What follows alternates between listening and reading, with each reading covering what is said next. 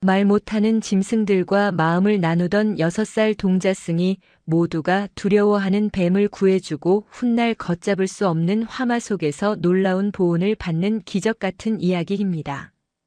작은 생명 하나하나를 귀히 여긴 아이의 진심이 산속의 모든 생명을 움직여 거대한 불길을 막아내는 눈물겨운 이야기입니다. 아주 먼 옛날 세상의 근심이 닿지 않는 깊고 깊은 산골짜기에 청운사라는 낡은 절이 있었습니다. 청운사는 금으로 칠한 화려한 절이 아니었습니다. 오랜 세월 비바람을 견뎌낸 탓에 기둥의 붉은 칠은 희미하게 발해 있었고 처마 밑의 단청은 군데군데 떨어져 나가 늙은 나무의 속살을 드러내고 있었습니다. 하지만 그곳은 늘 맑은 기운으로 가득 차 있었습니다. 절 마당에는 수백 년은 족히 되었을 커다란 은행나무가 한 그루 서 있었는데 그 그늘은 여름이면 절마당 전체를 덮을 만큼 넉넉했습니다. 새벽이면 산 안개가 이불처럼 절을 감쌌고 맑은 풍경 소리와 함께 스님들의 나지막한 독경 소리가 안개를 뚫고 산골짜기로 퍼져나갔습니다. 이 고요한 산사에는 해명 노스님과 몇몇 스님들이 묵묵히 수행을 이어가고 있었습니다. 그리고 그들 틈에는 아주 작은 동자승 하나가 있었습니다. 아이의 이름은 현호였습니다. 현호는 6해 전 이른 새벽에 절문 앞에 놓인 작은 대바구니 안에서 발견되었습니다. 갓 태어난 듯 붉은 핏덩이였던 아이는 이제 절 마당을 아장아장 걸어 다닐 만큼 자라났습니다. 그런데 이 6살배기 현호에게는 아주 신기한 재주가 하나 있었습니다. 그것은 바로 이 세상의 모든 짐승들과 마음을 나눌 수 있다는 것이었습니다. 보통의 아이들이라면 시끄럽게 울며 떼를 쓸 나이였지만 현호는 태어나서부터 큰 소리로 우는 법이 없었습니다. 그저 맑고 깊은 눈으로 말없이 세상을 바라볼 뿐이었습니다. 그리고 그런 현호를 절 안의 모든 동물들이 유독 따랐습니다. 아침 공양 시간이 되어 스님들이 마루에 앉아 밥을 먹을 때면 산새들이 어디선가 날아와 현호의 어깨와 머리맡에 내려앉았습니다. 현호는 자신의 작은 밥그릇에서 밥알을 조금 떼어 손바닥에 올려놓았습니다. 그러면 새들은 조금도 경계하지 않고 현호의 작은 손바닥에 내려와 밥알을 쪼아 먹었습니다. 해명 노스님은 그런 현호를 보며 껄껄 웃기도 했지만 때로는 그 맑은 눈을 보며 깊은 생각에 잠기기도 했습니다. 현호가 마당을 쓸기 위해 빗자루를 들면 절에서 키우는 늙은 고양이 공심이가 다가와 현호의 다리에 제 몸을 비비적거렸습니다. 공심이는 해명 노스님조차 잘 따르지 않는 까다로운 고양이였지만 현호 앞에서는 마치 어미를 만난 새끼처럼 굴었습니다. 뿐만이 아니었습니다. 아랫마을에서 공양미를 싣고 왔던 당나귀도 현호가 다가가 풀잎을 내밀면 그 큰 머리를 현호의 가슴팍에 부비며 좋아했습니다. 닭장 안의 닭과 병아리들도 현호가 곁에 오면 삐약삐약 꼬꼬댁하고 마치 무언가를 열심히 이야기하려는 듯 시끄럽게 울어댔습니다. 현호는 그 닭장 앞에 쪼그리고 앉아 마치 그 말을 다 알아듣는다는 듯이 고개를 끄덕이곤 했습니다. 스님들은 처음에는 그저 아이가 순하고 착해서 짐승들이 따르는 것이라 생각했습니다. 하지만 현호의 그 능력은 단순한 친절함이 아니었습니다. 어느 봄날이었습니다. 어린 제비 한 마리가 둥지에서 떨어져 날개가 부러지고 말았습니다. 스님들은 곧 죽을 것이라며 안타까워했지만 현호는 그 제비를 두 손으로 조심스럽게 감싸 안았습니다. 그리고는 자신의 방으로 데려가 해명 노스님이 약초를 찢는 것을 어깨너머로 본 대로 작은 풀잎을 찧어 상처에 발라주었습니다. 현호는 매일 밤낮으로 제비를 돌보았습니다. 작은 벌레를 잡아다 입에 넣어주고 맑은 이슬을 떠다 먹였습니다. 며칠이 지나자 죽을 것만 같았던 제비는 기적처럼 기운을 차렸습니다. 현호가 손가락을 내밀면 제비는 그 작은 머리를 비비며 고맙다고 속삭이는 듯 했습니다. 그렇게 현호는 청운사의 모든 생명들에게 없어서는 안 될 존재가 되어갔습니다. 현호는 짐승들에게 차별이 없었습니다. 귀여운 강아지와 병아리는 물론이고 사람들이 징그럽다며 피하는 두꺼비나 지렁이에게도 말을 걸었습니다. 현호에게는 모든 생명이 똑같이 소중하고 아름다울 뿐이었습니다. 그러던 어느 무더운 여름날이었습니다. 볕이 너무 뜨거워 해명 노스님은 현호에게 절 밖으로 나가지 말라고 신신당부를 했습니다. 하지만 현호는 숲속 그늘에서 잠든 사슴에게 물을 가져다 주어야 한다는 생각에 작은 표주박에 물을 담아 몰래 절을 나섰습니다. 숲은 짙은 녹색으로 가득했습니다. 매미 소리가 귀가 따가울 정도로 울려댔고 뜨거운 땅의 기운이 공기 중에 아른거렸습니다. 현호는 땀을 뻘뻘 흘리면서도 씩씩하게 걸음을 옮겼습니다. 사슴에게 물을 주고 난 뒤 현호는 숲 더 깊은 곳으로 발걸음을 옮겼습니다. 평소에는 가보지 않았던 축축한 이끼가 낀 바위들이 많은 골짜기였습니다. 그때였습니다. 바위 틈에서 아주 희미하게 슉슉하는 거친 숨소리가 들려왔습니다. 현호는 호기심에 소리가 나는 쪽으로 다가갔습니다. 그리고 현호는 그 자리에서 얼어붙고 말았습니다. 바위와 바위 사이에 커다란 구렁이 한 마리가 끼어 있었습니다.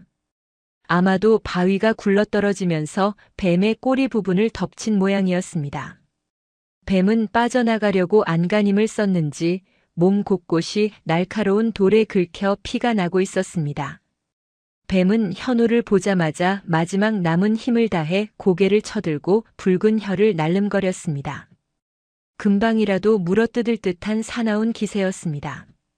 6살 아이라면 기겁을 하고 도망쳤을 것입니다. 하지만 현호는 도망가지 않았습니다. 현호는 그저 뱀을 가만히 바라보았습니다. 뱀의 눈에서 사나움이 아니라 극심한 고통과 두려움을 읽었기 때문입니다. 괜찮아. 현호가 나지막이 속삭였습니다. 아팠구나. 많이 아팠지. 현호는 무섭다는 생각도 잊은 채 조심스럽게 뱀에게 다가갔습니다. 뱀은 경계를 풀지 않고 여전히 슉슉거렸지만 현호는 멈추지 않았습니다. 아이는 뱀을 누르고 있는 돌을 치워주고 싶었지만 6살 아이의 힘으로는 어림도 없었습니다. 현호는 잠시 생각하더니 자신이 가지고 있던 표주박의 물을 뱀의 입가에 조심스럽게 부어주었습니다. 뱀은 갈증이 심했는지 경계하면서도 물을 받아 마셨습니다. 기다려. 내가 꼭 구해줄게. 현호는 그 말을 남기고 산사를 향해 달려갔습니다. 현호는 해명 노스님에게는 차마 뱀 이야기를 할 수 없었습니다. 스님들이 알면 뱀을 내쫓을 것이라 생각했기 때문입니다. 현호는 대신 공양간에서 아무도 몰래 작은 지렛대로 쓸만한 부직갱이 하나를 들고 나왔습니다. 그리고 절에서 가장 튼튼한 스님들이 쓰는 밧줄도 몰래 챙겼습니다. 그리고 다시 숲으로 달려갔습니다. 뱀은 여전히 그 자리에 있었습니다. 기력이 없는지 이제는 고개도 들지 못했습니다. 내가 왔어. 조금만 참아. 현호는 작은 손으로 부직갱이를 돌틈에 끼워 넣고 온 힘을 다해 밀기 시작했습니다.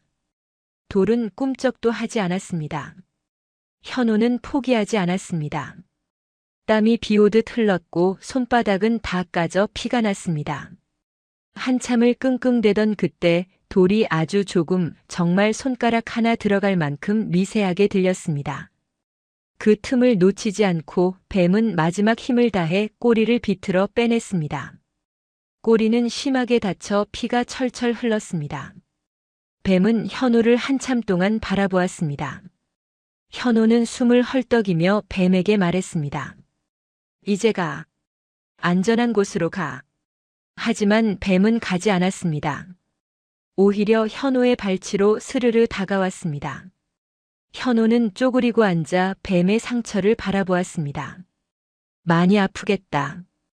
약초 발라줄게. 현호는 아까 제비에게 해주었던 것처럼 숲에서 약초를 뜯어다 돌로 찧었습니다. 그리고 그 피 흘리는 뱀의 상처에 망설임 없이 약초를 발라주었습니다. 뱀은 조금도 움직이지 않고 현호의 따뜻한 손길을 가만히 받아들였습니다. 그날 이후 현호는 매일같이 그 뱀에게 먹을 것을 가져다 주었습니다. 뱀은 어느덧 상처가 아물었고 현호가 나타나면 마치 강아지처럼 꼬리를 흔들며 반겼습니다. 현호는 그 뱀에게 은혜라는 이름을 지어주었습니다. 해명 노스님이 불경에서 늘 말씀하시던 단어였습니다. 시간이 흘러 가을이 깊어졌습니다. 날이 추워지자 뱀 은혜는 현호에게 마지막 인사를 하듯 현호의 손등을 한번 핥고는 겨울잠을 자기 위해 숲 더 깊은 곳으로 사라졌습니다. 현호는 뱀이 사라진 자리를 한참 동안 바라보며 내년 봄에 다시 만나기를 기도했습니다. 그렇게 산사에는 평화로운 겨울이 찾아오는 듯 했습니다. 하지만 아무도 몰랐습니다. 그해 겨울 유난히 건조하고 메마른 바람이 청운사에 무서운 재앙을 몰고 오고 있었다는 것을 말입니다. 현호가 구해준 뱀 은혜가 겨울잠을 자러 숲속 깊은 곳으로 사라진 뒤 청운사에는 혹독한 겨울이 찾아왔습니다. 그런데 그의 겨울은 참으로 이상했습니다. 하늘은 마치 거대한 옥색 그릇을 엎어놓은 것처럼 구름 한 점 없이 맑고 푸르기만 했습니다. 눈이 와야 할 계절에 눈은 한 송이도 내리지 않았고 얼음이 얼어야 할 날씨에 마른 바람만 앙상한 나뭇가지 사이를 횡하니 울며 지나갔습니다. 산사의 겨울은 본래 넉넉한 눈 이불을 덮고 깊은 잠에 빠져야 하건만 청운사를 둘러싼 산은 메마른 흙먼지만 풀풀 날렸습니다. 해명 노스님의 얼굴에는 근심이 가득했습니다. 늙은 스님은 마당에 흙을 한 줌 쥐었다가 손바닥 사이로 힘없이 부서져 내리는 것을 보며 긴 한숨을 내쉬었습니다. 가물어도 너무 가무누나. 이래서야 봄에 싹이 돋을꼬. 이런 메마른 날씨에 가장 고통받는 것은 산속의 짐승들이었습니다. 숲속의 시냇물은 진작에 말라붙어 바닥을 드러냈고 짐승들이 먹어야 할 여린 풀뿌리들은 바싹 마른 흙 속으로 자취를 감추었습니다. 현호는 그 모든 것을 뼛속까지 느끼고 있었습니다. 아침 일찍 작은 몸에 두꺼운 속옷을 껴입은 현호가 마당을 쓸고 있을 때였습니다. 언제나처럼 산새들이 날아와 현호의 어깨에 앉았지만 그 지저귀에는 힘이 하나도 없었습니다. 현호는 새의 마른 목덜미를 쓰다듬었습니다. 목이 마르구나. 배도 고프고. 현호는 빗자루를 내려놓고 불이 나게 절에 부엌인 공양간으로 달려갔습니다. 그곳에는 아침 공양을 짓고 남은 누룽지가 조금 남아 있었습니다. 현호는 공양주 스님 몰래 그 누룽지를 한 줌 집어 잘게 부수어 새들에게 나눠주었습니다.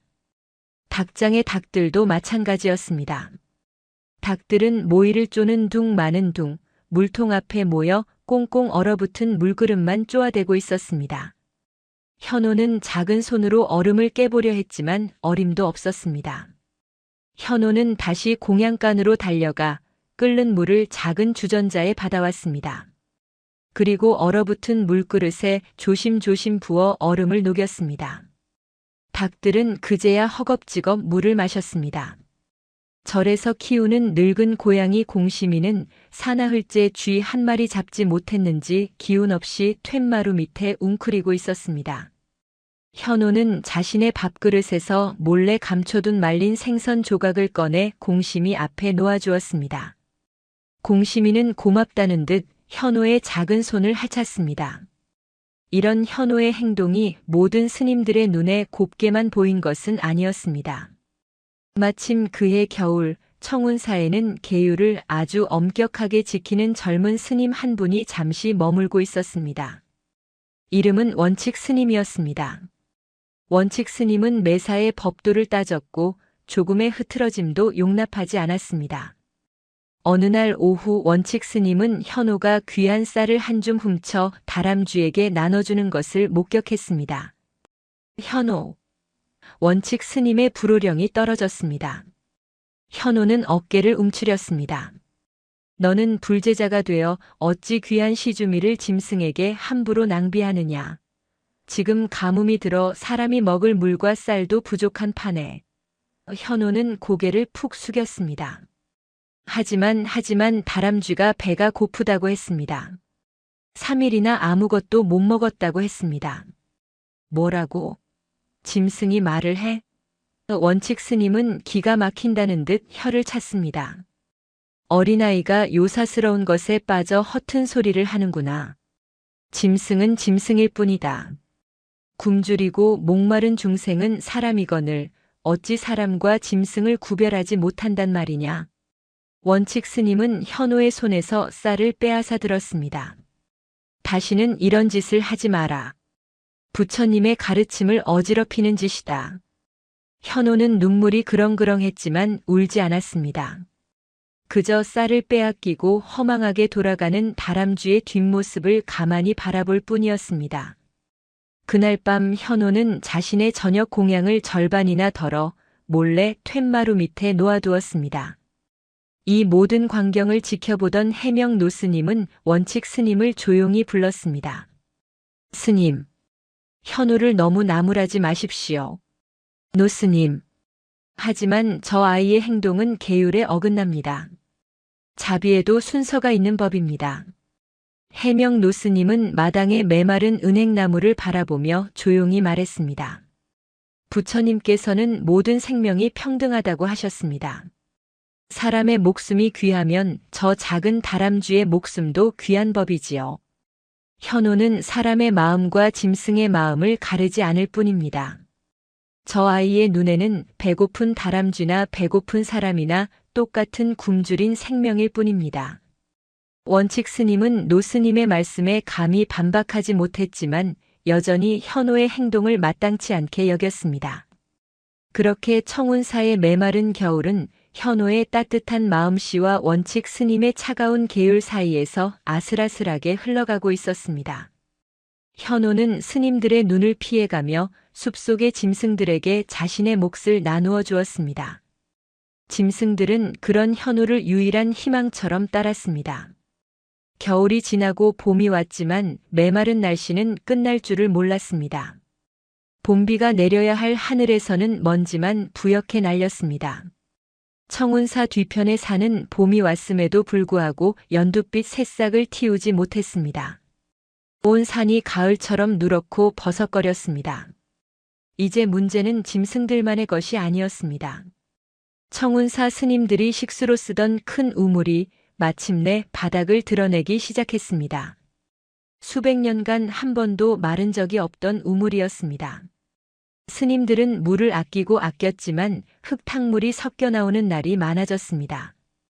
해명 노스님은 매일같이 법당에 엎드려 비를 내려달라는 기도를 올렸습니다.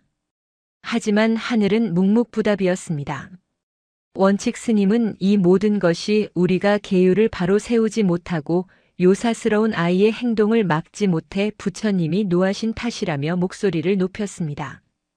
다른 스님들도 물이 귀해지자 현호가 짐승들에게 물을 나눠주는 것을 못마땅하게 여기기 시작했습니다. 현호의 마음은 타들어갔습니다.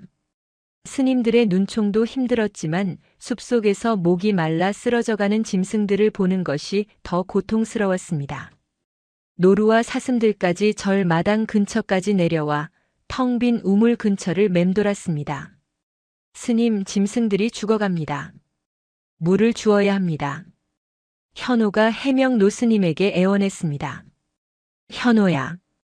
해명 노스님은 괴로운 표정을 지었습니다. 이제는 사람이 마실 물도 없느니라. 저 짐승들을 다 어찌 구한단 말이냐. 그날 밤 현호는 잠을 이룰 수 없었습니다. 방 안에서 웅크리고 앉아 가만히 귀를 기울였습니다. 숲속에서 들려오는 짐승들의 슬픈 울음소리, 목이 말라 헐떡이는 작은 숨소리들이 현호의 귀에 생생하게 들려왔습니다. 어떻게든 해야 해. 물을 찾아야 해. 현호는 문득 작년 여름 은혜를 만났던 그 숲속 골짜기를 떠올렸습니다. 그곳은 유난히 축축하고 이끼가 많았던 곳이었습니다. 그래, 그곳이라면 물이 있을지도 몰라. 다음 날 새벽 현호는 아무도 모르게 절을 빠져나왔습니다. 작은 표주박 하나만을 든 채였습니다. 현호가 숲으로 들어서자 현호를 따르던 새들과 다람쥐, 그리고 고양이 공심이까지 현호의 뒤를 졸졸 따라 나섰습니다. 마치 현호가 무언가 큰일을 하러 가는 것을 안다는 듯이 말입니다. 현호는 기억을 더듬어 숲속 깊은 골짜기로 향했습니다. 가뭄은 그곳이라고 비켜가지 않았습니다. 이끼가 껴있던 바위들은 하얗게 말라 있었고 축축했던 흙도 돌처럼 딱딱하게 굳어 있었습니다. 현호는 실망감에 그 자리에 주저앉았습니다. 그때였습니다.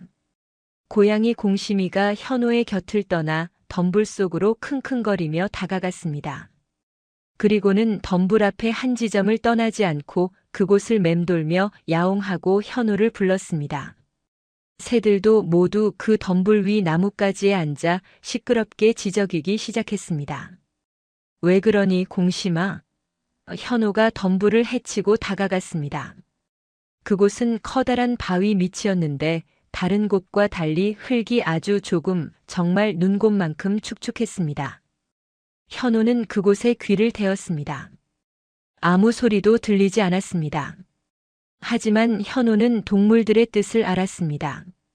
여기에 물이 있구나. 현호는 작은 손으로 굳은 흙을 파기 시작했습니다. 하지만 흙은 너무 딱딱했습니다. 현호는 포기하지 않고 뾰족한 돌을 가져와 흙을 쪼아댔습니다. 손톱이 부러지고 피가 났지만 현호는 멈추지 않았습니다. 한참을 팠을 때였습니다. 딱딱한 흙 밑에서 마침내 축축한 진흙이 드러났습니다. 그리고 그 진흙 사이로 아주 조금씩 맑은 물이 고이기 시작했습니다. 샘물이었습니다. 물이다. 물이야. 현호는 기쁨에 소리쳤습니다. 새들이 환호하듯 지저귀었고 다람쥐들이 쪼르르 달려와 물을 하찼습니다. 현호는 표주박에 그 귀한 물을 가득 담았습니다. 현호는 그 길로 절로 달려갔습니다. 노스님, 물을 찾았습니다. 숲속에 샘물이 솟아납니다. 스님들은 모두 뛰쳐나왔습니다. 해명 노스님과 원칙 스님도 현호를 따라 숲으로 향했습니다. 스님들은 현호가 발견한 작은 샘물을 보고는 자신들의 눈을 의심했습니다. 이런 가뭄에 어찌 이런 곳에 샘물이? 원칙 스님은 믿을 수 없다는 표정이었습니다. 해명 노스님은 물을 한 모금 마셔보았습니다. 얼음장처럼 차갑고 달콤한 물이었습니다. 부처님 감사합니다. 부처님 감사합니다. 노스님은 눈물을 흘렸습니다. 스님들은 모두 힘을 합쳐 샘물을 넓혔습니다. 샘물은 크지 않았지만 청운사 스님들과 주변의 짐승들이 겨우 목을 축일 만큼은 솟아났습니다. 원칙 스님은 아무 말 없이 흙투성이가 된 현호의 작은 손을 바라보았습니다. 그리고 현호의 주위를 맴돌며 기뻐하는 동물들을 바라보았습니다. 해명 노스님이 현호의 머리를 쓰다듬었습니다. 현호야, 내가 우리 모두를 살렸구나. 짐승뿐만 아니라 사람까지도 모두 살린 것이다. 현호는 그저 맑게 웃을 뿐이었습니다. 그날부터 현호를 바라보는 스님들의 눈빛이 달라졌습니다. 그들은 현호가 단순한 아이가 아니라 부처님의 자비를 실천하는 작은 보살일지도 모른다고 생각하기 시작했습니다. 하지만 메마른 날씨는 여전했고 숲은 여전히 불쏘시개처럼 바싹 말라 있었습니다. 가뭄은 해를 넘길 듯 했습니다. 스님들은 현호가 찾은 작은 샘물에 의지해 하루하루를 버텼습니다. 숲은 이제 완전히 생기를 잃었습니다. 나뭇잎들은 푸른빛을 잃고 누렇게 말라 비틀어졌습니다. 숲 바닥에 쌓인 마른 솔잎들은 발을 디딜 때마다 바삭하고 부서지는 소리를 냈습니다. 공기는 유난히 건조했고 밤마다 부는 바람은 쇠붙이가 긁히는 듯한 스산한 소리를 냈습니다.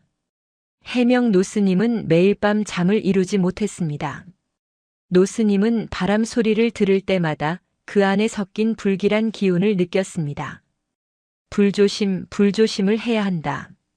노스님은 입버릇처럼 말하며 스님들에게 공양간의 아궁이와 법당의 촛불을 거듭 살피게 했습니다. 스님들도 모두 긴장한 채 작은 불씨 하나라도 생길까 노심초사했습니다. 그러던 어느 늦가을 밤이었습니다. 그날따라 바람이 유난히 거셌습니다. 늙은 은행나무가 뿌리째 뽑힐 듯 흔들렸고 낡은 문짝들이 밤새 덜컹거리며 울었습니다. 스님들은 모두 각자의 방에서 수행을 하거나 깊은 잠에 빠져 있었습니다. 사건은 누구도 예상하지 못한 곳에서 시작되었습니다. 절의 가장 구석진 곳에 있던 창고였습니다. 그 창고에는 겨우내 뗄 장작과 절을 보수할 마른 목재들이 가득 쌓여 있었습니다. 그리고 그 창고의 낡은 지붕 틈새로 불똥을 머금은 바람이 스며들었습니다. 아마도 아랫마을에서 난 작은 불씨가 바람을 타고 수십 리를 날아온 모양이었습니다. 마른 장작더미 위에 떨어진 작은 불씨는 처음에는 아주 작게 연기만 피워 올렸습니다. 하지만 건조한 나무와 거센 바람을 만나자 순식간에 붉은 혀를 날름거리기 시작했습니다. 불은 소리 없이 번졌습니다. 마른 목재를 태우며 순식간에 창고 전체를 집어삼켰습니다. 타닥 타다닥. 나무가 터지는 소리와 함께 거대한 불기둥이 밤하늘을 향해 솟구쳤습니다. 불이야, 불이야. 가장 먼저 불을 발견한 것은 야간 수행 중이던 원칙 스님이었습니다.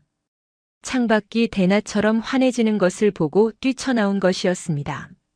원칙 스님의 고함 소리에 잠자던 스님들이 모두 뛰쳐나왔습니다. 눈앞의 광경은 끔찍했습니다. 창고는 이미 거대한 화마에 휩싸여 있었고 불길은 거센 바람을 타고 삽시간에 스님들이 머무는 요사체로 옮겨붙기 시작했습니다. 물을 가져와라. 물을. 해명 노스님이 소리쳤지만 소용이 없었습니다. 가뭄으로 바닥을 드러낸 우물에는 물이 없었습니다. 현우가 찾은 숲속의 샘물은 너무 멀었고 그마저도 가느다란 물줄기일 뿐이었습니다. 스님들은 그저 발을 동동 구르며 불길이 자신들의 보금자리를 삼키는 것을 지켜볼 수밖에 없었습니다. 현우, 현우가 보이지 않는다. 한 스님이 외쳤습니다. 해명 노스님은 그제야 정신이 번쩍 들었습니다. 현우의 방은 불길이 가장 먼저 옮겨붙은 요사체의 가장 안쪽 방이었습니다. 해명 노스님은 하얗게 질려 불타는 건물로 뛰어들려 했습니다. 스님 안 됩니다. 이미 늦었습니다.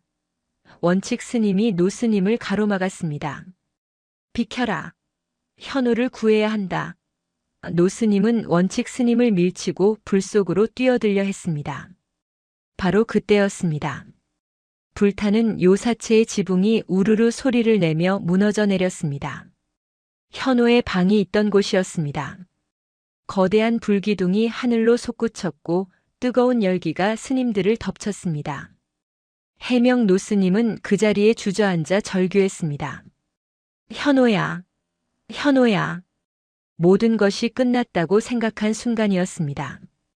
해명 노스님이 절망에 빠져 주저앉은 바로 그 순간이었습니다. 어디선가 기이한 소리들이 들려오기 시작했습니다. 끼룩, 끼룩, 야옹, 야옹, 꼬꼬댁, 꼬꼬댁. 밤하늘을 뒤덮은 것은 불길만이 아니었습니다.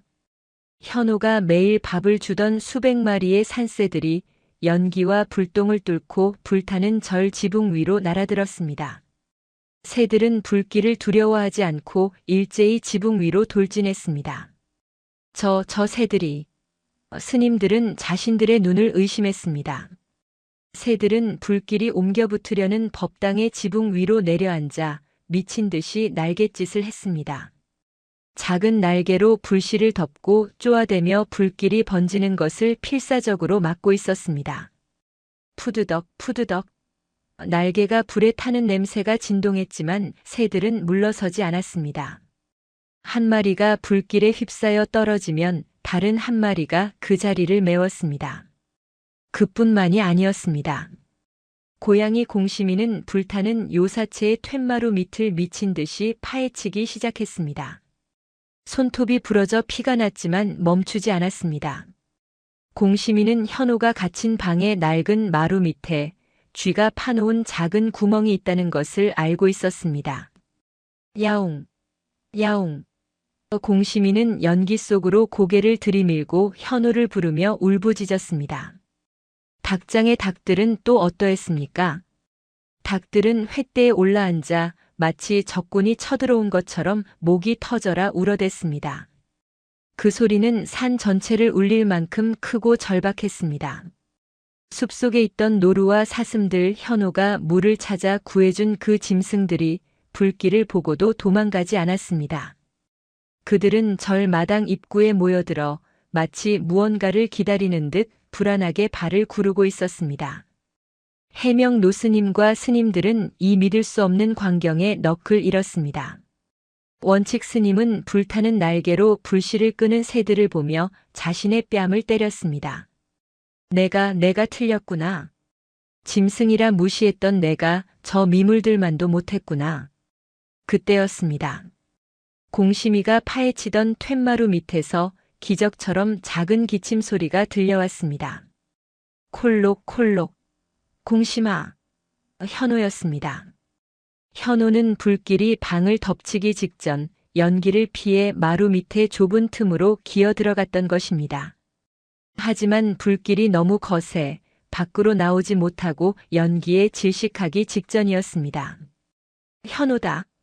현호가 살아있다. 해명 노스님이 외쳤습니다. 원칙 스님이 가장 먼저 달려갔습니다. 그는 불타는 기둥을 어깨로 밀어내며 툇마루를 부수기 시작했습니다. 하지만 불길은 너무나도 거셌습니다. 스님들이 감히 접근할 수 없을 만큼 뜨거운 화마가 현호가 숨은 툇마루를 덮치려 하고 있었습니다. 새들은 법당을 지키느라 여념이 없었고 고양이 공심이는 이미 연기에 그을려 쓰러지기 직전이었습니다. 안 된다. 현호야. 해명 노스님이 다시 한번 절규했습니다. 원칙 스님도 뜨거운 불길에 밀려나고 말았습니다. 모든 희망이 사라지려던 바로 그 순간이었습니다. 어둠 속에서 무언가 거대하고 차가운 것이 불길을 가로막았습니다. 쉿, 쉿. 산 전체를 울리는 듯한 섬뜩하고도 장엄한 소리였습니다.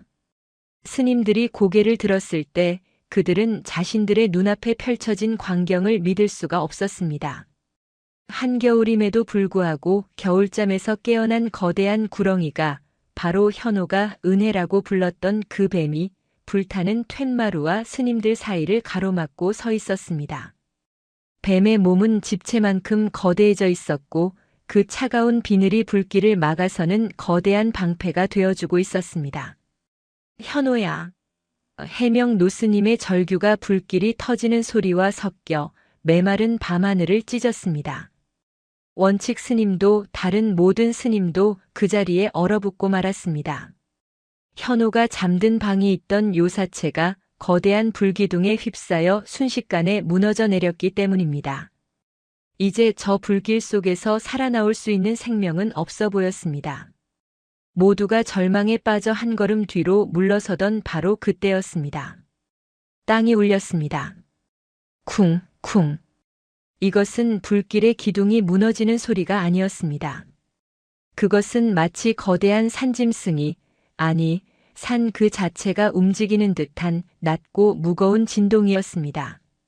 스님들이 겁에 질려 주위를 둘러보았습니다. 쉿, 쉿.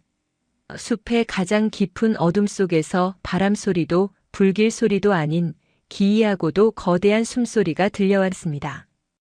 그리고 그것이 나타났습니다. 어둠을 뚫고 나온 것은 현호가 말했던 그 뱀 은혜였습니다. 하지만 스님들이 본 그것은 현호가 말했던 다친 뱀 정도가 아니었습니다. 그것은 뱀이 아니었습니다. 그것은 차라리 전설 속에나 나올 법한 거대한 이묵이었습니다.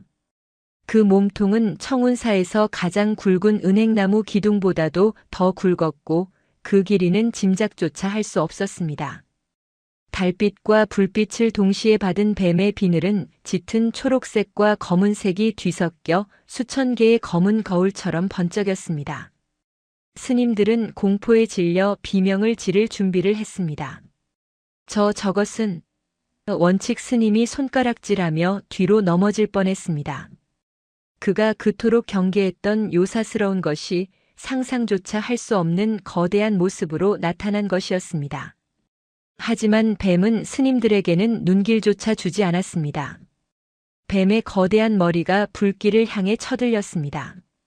붉고 차가운 두 눈은 오직 한 곳, 현호가 갇혀있는 불타는 툇마루 쪽을 향해 있었습니다. 뱀은 조금의 망설임도 없었습니다. 거대한 몸이 미끄러지듯 움직였습니다. 그리고는 맹렬하게 타오르는 불길과 현호가 갇힌 툇마루 그 사이를 가로막고 섰습니다. 뱀은 자신의 거대한 몸을 방패처럼 말아 현호가 있을 그 작은 공간을 화마로부터 감쌌습니다. 타타타탁. 거대한 불길이 뱀의 몸을 덮쳤습니다. 치익. 끔찍한 소리가 났습니다. 마치 뜨거운 쇠에 기름을 붓는 듯한 소리였습니다. 뱀의 단단한 비늘이 그 무시무시한 불길에 타들어가기 시작했습니다. 공기 중에는 비늘이 타는 형용할 수 없이 역한 냄새가 진동했습니다. 뱀의 거대한 몸이 고통으로 격렬하게 뒤틀렸습니다. 꼬리 부분이 불길을 후려칠 때마다 불타는 석가래들이 우수수 떨어져 나갔습니다. 하지만 뱀은 그 자리를 피하지 않았습니다. 현우를 감싼 몸의 중심부만큼은 바위처럼 굳건히 버티고 있었습니다. 해명 노스님은 그 광경을 보고 두려움도 잊은 채 넋을 잃었습니다. 은혜, 은혜, 현우의 뱀이로구나. 현우가 저 뱀을 살렸었지. 노스님의 눈에서 뜨거운 눈물이 흘러내렸습니다. 가장 충격을 받은 것은 원칙 스님이었습니다. 그는 그 자리에 무릎을 꿇고 말았습니다. 자신이 짐승이라 멸시했던 존재, 자연의 순리를 어지럽히는 요물이라 불렀던 그 존재가 지금 목숨을 걸고 불길을 막아서고 있었습니다. 그 어떤 스님도 그 어떤 인간도 감히 하지 못할 일을 저 미물이라 불렀던 짐승이 해내고 있었습니다. 원칙 스님의 마음속에서 그가 평생 지켜온 계율과 편견의 벽이 와르르 무너져 내렸습니다. 내가 틀렸다. 내가 저 짐승만도 못하구나. 그때였습니다. 뱀이 만들어준 그 짧은 틈을 놓치지 않고 고양이 공심이가 피투성이가 된 발로 툇마루 틈을 파고들며 처절하게 울었습니다. 야옹, 야옹. 해명 노스님이 정신을 차렸습니다. 지금이다. 저 뱀이 우리에게 시간을 주고 있다. 현우를 구해야 한다. 노스님의 외침에 원칙 스님이 벌떡 일어났습니다. 그의 눈은 이제 불길과 눈물로 붉게 충혈되어 있었습니다. 스님들, 어서 저 아이를 구해야 합니다. 원칙 스님이 불타는 기둥 하나를 맨손으로 잡아채며 뱀이 막아선 그 틈으로 뛰어들었습니다. 어서. 원칙 스님의 절박한 외침은 짐승의 울음소리와도 같았습니다. 그는 자신의 손이 불타는 기둥에 대어 살같이 타들어가는 고통도 잊은 듯 했습니다. 다른 젊은 스님 2명도 정신을 차리고 원칙 스님을 따랐습니다. 불길은 뱀의 거대한 몸을 타고 넘어 스님들의 머리 위로 뜨거운 열기를 쏟아냈습니다. 스님들의 머리카락과 눈썹이 순식간에 그을려 오그라들었습니다. 숨을 쉴 때마다 뜨겁고 매캐한 연기가 폐를 찢을 듯이 파고들었습니다. 치익! 뱀은혜는 이제 한계에 다다른 듯 했습니다. 거대한 몸이 경련을 일으켰고 비늘이 타다 못해 검은 진물이 끓어올랐습니다. 뱀은 마지막 남은 힘을 다해 툇마루를 덮고 있던 불타는 석가래를 꼬리로 쳐냈습니다. 그 덕분에 현호가 갇힌 틈으로 향하는 작은 길이 열렸습니다. 지금이다. 툇마루를 부숴라. 원칙 스님이 몽둥이로 툇마루를 내리쳤습니다. 낡은 나무는 불길을 머금고도 쉽게 부서지지 않았습니다. 공심아, 어디냐? 현호가 어디 있느냐? 해명 노스님이 밖에서 애타게 외쳤습니다. 고양이 공심이는 이미 연기에 반쯤 질식했지만 마지막 힘을 다해 툇마루의 한 지점을 향해 울부짖었습니다. 바로 여기다. 원칙 스님과 스님들이 그곳을 향해 몽둥이를 집중적으로 내리쳤습니다. 쾅, 쾅, 쾅. 마침내 불타는 툇마루가 부서지며 검은 구멍이 드러났습니다. 구멍 안에서는 뜨거운 연기만 뿜어져 나올 뿐 아무런 소리도 들리지 않았습니다. 현호야, 현호야. 해명 노스님의 목소리가 절망으로 갈라졌습니다. 늦었단 말이냐. 원칙 스님은 대답할 시간도 없었습니다. 그는 몽둥이를 내던지고 불길이 치솟는 그 구멍 속으로 두 팔을 쑤셔 넣었습니다. 으악! 타오르는 불길이 원칙 스님의 팔을 그대로 삼켰습니다. 살이 타는 끔찍한 고통이 밀려왔지만 스님은 팔을 빼지 않았습니다. 그는 연기 속에서 미친 듯이 무언가를 휘저었습니다. 아무것도 잡히지 않았습니다. 제발, 제발 부처님. 원칙 스님이 속으로 절규하던 그 순간 그의 손끝에 부드러운 천 조각이 닿았습니다. 현호의 낡은 승복이었습니다. 잡았다. 원칙 스님은 마지막 남은 힘을 다해 그것을 끌어당겼습니다. 작고 검댕으로 새까맣게 변한 아이의 몸이 밖으로 끌려 나왔습니다. 현호는 축 늘어져 있었습니다. 미동조차 없었습니다. 더욱 가슴 아픈 것은 현호의 그 작은 품 안에 현호를 지키려다 함께 갇힌 고양이 공심이가 마찬가지로 축 늘어진 채 안겨 있었다는 것입니다. 구했다. 구했다. 원칙 스님이 현호를 안고 불길 밖으로 뛰쳐나왔습니다. 그리고 스님들이 현호를 데리고 그 위험한 곳에서 벗어난 바로 그 순간 쿠르르릉. 거대한 뱀 은혜가 마치 산이 무너지는 듯한 소리를 내며 그 자리에 쓰러졌습니다. 뱀이 버티고 있던 툇마루와 기둥들이 현호가 빠져나온 그 구멍 안으로 일제히 무너져 내렸습니다. 뱀이 버티고 있던 방패가 사라지자 거대한 화마가 그 구멍을 완전히 삼켜버렸습니다. 단 몇 초만 늦었더라면 현호와 원칙 스님 모두 저 불길 속에서 빠져나오지 못했을 것입니다. 거대한 뱀은 마지막 숨이 끊어지는 순간까지 자신의 몸으로 아이를 지켜낸 것이었습니다. 해명 노스님은 원칙 스님의 품에서 현호를 넘겨받았습니다. 노스님은 아이를 안고 불길이 닿지 않는 절마당의 은행나무 아래로, 아니, 현호가 찾아낸 그 작은 샘물가로 비틀거리며 달려갔습니다. 현호야, 현호야, 눈을 뜨거라. 노스님은 아이를 차가운 흙바닥에 눕혔습니다. 현호의 얼굴은 검댕으로 뒤덮여 숯덩이 같았습니다. 노스님은 샘물에 손을 담가 그 귀한 물로 아이의 얼굴을 닦아내기 시작했습니다.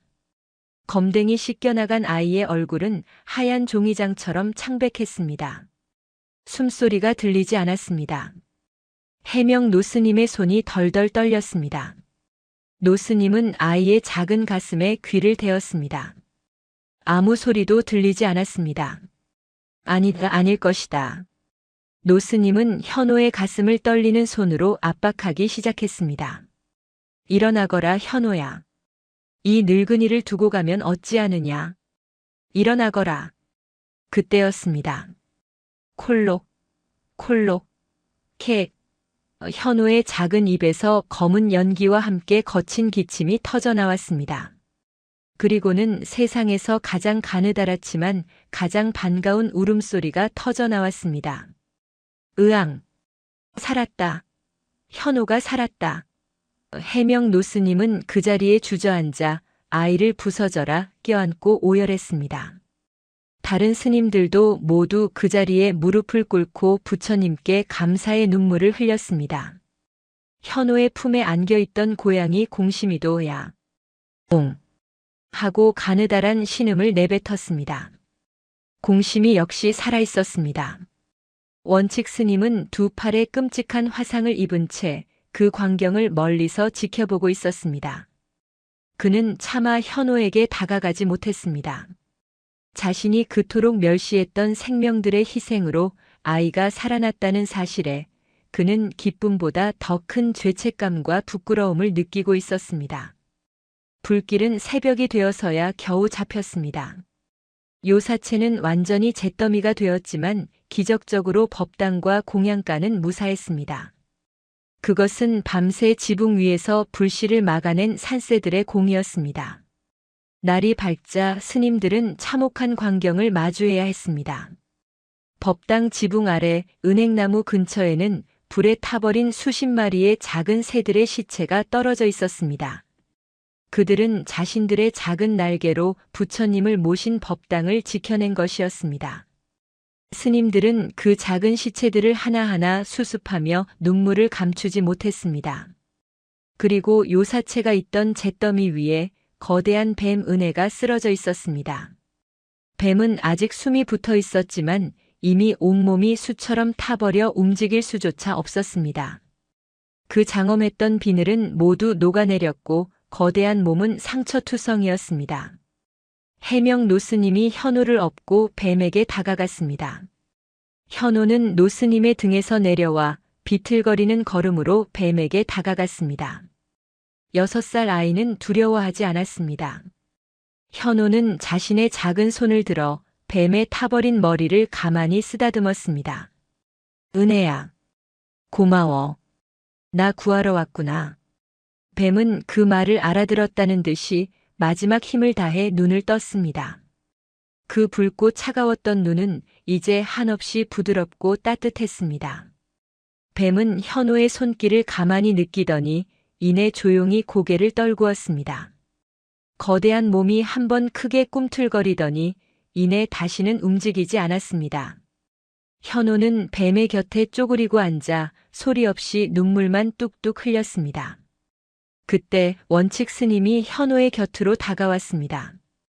그는 붕대로 감싼 두 팔을 한 채 현호의 옆에 그리고 죽은 뱀의 앞에 깊이 무릎을 꿇었습니다. 내가 잘못했다. 이 어리석은 중생을 용서해라. 원칙 스님은 아이에게 용서를 구하는 것이 아니었습니다. 그는 자신을 부끄럽게 한 저 고귀한 짐승의 영혼을 향해 진심으로 참회하고 있었습니다. 그의 겨울은 청운사 스님들에게 너무나도 길고 고통스러웠습니다.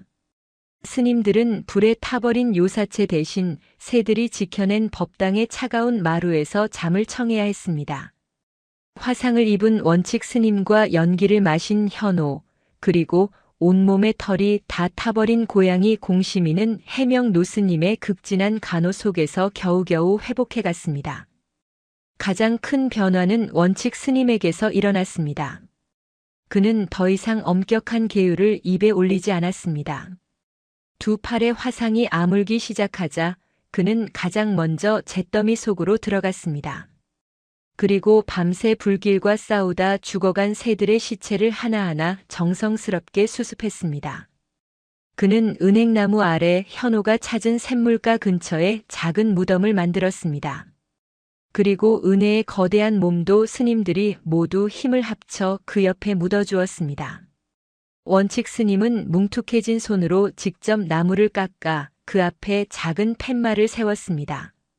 그곳에는 모든 생명을 구한 은혜 보살의 자리라고 쓰여 있었습니다. 현호는 매일 그 무덤 앞에 앉아 있었습니다. 갓 기운을 차린 공심이가 현호의 무릎 위에서 잠이 들었고 살아남은 새들이 현호의 어깨에 앉아 슬프게 지저귀었습니다. 현호는 그날 밤의 공포보다 자신을 위해 목숨을 바친 친구들을 잃은 슬픔에 더 깊이 잠겨 있었습니다. 해명 노스님은 그런 현호를 그저 묵묵히 지켜보았습니다. 현호야. 노스님이 현호의 곁에 앉았습니다. 은혜와 새들이 너무 불쌍합니다. 그렇지, 불쌍하지. 하지만 현호야, 그들은 불쌍한 죽음을 맞은 것이 아니란다. 그들은 가장 거룩한 죽음을 맞은 것이다. 누군가를 살리기 위해 자신을 바치는 것, 그것이 부처님이 말씀하신 가장 큰 자비이니라.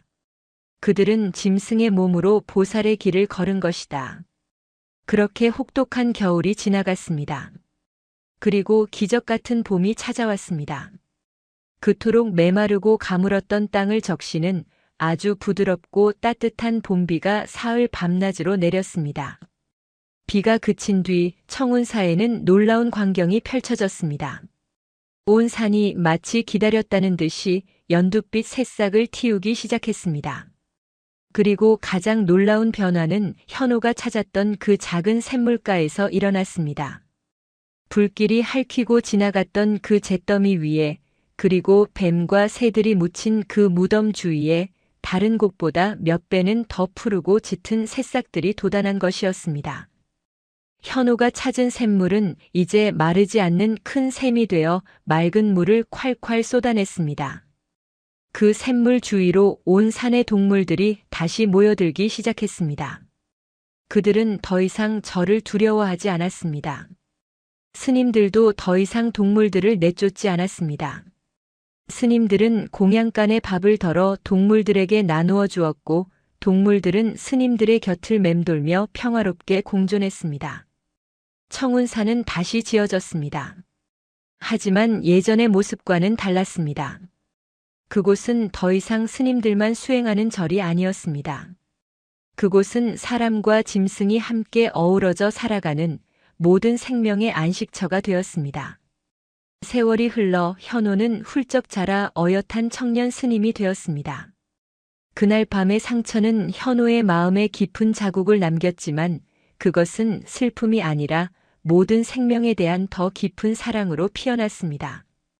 현호는 여전히 동물들과 마음을 나누었지만 이제는 그들의 말을 전하는 것을 넘어 그들의 아픔을 치유하는 스님이 되었습니다.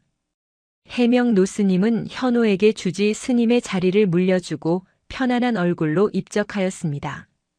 그리고 청운사의 새로운 주지가 된 것은 현호가 아니라 두 팔에 흉터가 남은 원칙 스님이었습니다. 원칙 스님은 청운사의 새로운 규칙을 세웠습니다.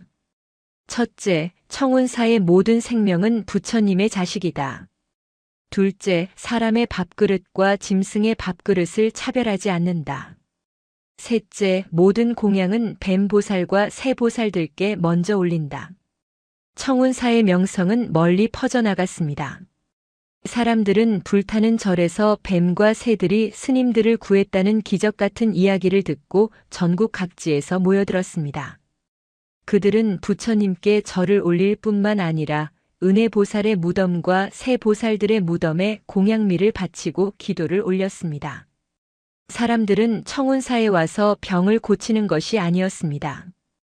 그들은 청운사에서 사람과 짐승이 어우러져 평화롭게 살아가는 모습을 보며 메말랐던 자신들의 마음이 치유되는 것을 느꼈습니다. 현호 스님은 해명 노스님이 그랬던 것처럼 마르지 않는 샘물가에 앉아 조용히 경을 읽었습니다. 늙은 고양이 공심이가 그 무릎 위에서 평화롭게 잠들어 있었습니다. 산새들이 현호 스님의 어깨 위에서 맑은 소리로 노래했습니다. 어느 날 한 아이가 현호 스님에게 물었습니다. 스님은 정말 동물들 말을 알아들으세요? 현호 스님은 맑은 눈으로 아이를 보며 웃었습니다. 알아듣는 것이 아니란다. 그저 마음으로 느끼는 것이지. 현호 스님은 샘물 옆에 피어난 작은 들꽃을 가리켰습니다. 저 꽃이 아픈지, 저 나무가 목이 마른지, 저 새가 배가 고픈지 마음을 열고 가만히 들여다보면 다 느껴진단다. 그것은 사람이나 짐승이나 풀 한 폭이나 다를 것이 없단다. 그때 현호 스님의 발치로 작은 뱀 한 마리가 스르르 기어왔습니다. 그 뱀은 은혜처럼 짙은 초록색 비늘을 가지고 있었습니다. 뱀은 현호 스님의 발치에 잠시 머무르다가 은혜의 무덤이 있는 쪽으로 조용히 사라졌습니다. 현호 스님은 그 뱀의 뒷모습을 보며 10여 년 전 그날 밤 자신을 지켜주었던 거대한 은혜를 떠올렸습니다. 현호 스님은 두 손을 조용히 모아 자신을 둘러싼 모든 생명들을 향해 합장했습니다. 청운사에 마르지 않는 샘물처럼 모든 생명을 향한 현호 스님의 자비심도 영원히 마르지 않을 것이었습니다. 우리가 무심코 베푼 작은 친절이 훗날 우리의 생명을 구하는 가장 큰 힘이 되어 돌아옵니다. 진정한 자비는 사람과 짐승을 가리지 않습니다. 모든 살아있는 생명은 그 자체로 고귀합니다. 마음을 열면 말 못하는 짐승의 아픔도 풀 한 포기의 목마름도 느낄 수 있습니다. 은혜를 아는 것은 사람만이 아닙니다. 작은 미물이라도 자신을 아껴준 그 마음을 목숨으로 갚을 줄 압니다. 가장 큰 기적은 거대한 불길이 아니라 그 불길 속에서도 서로를 구하려 했던 따뜻한 마음 그 자체입니다.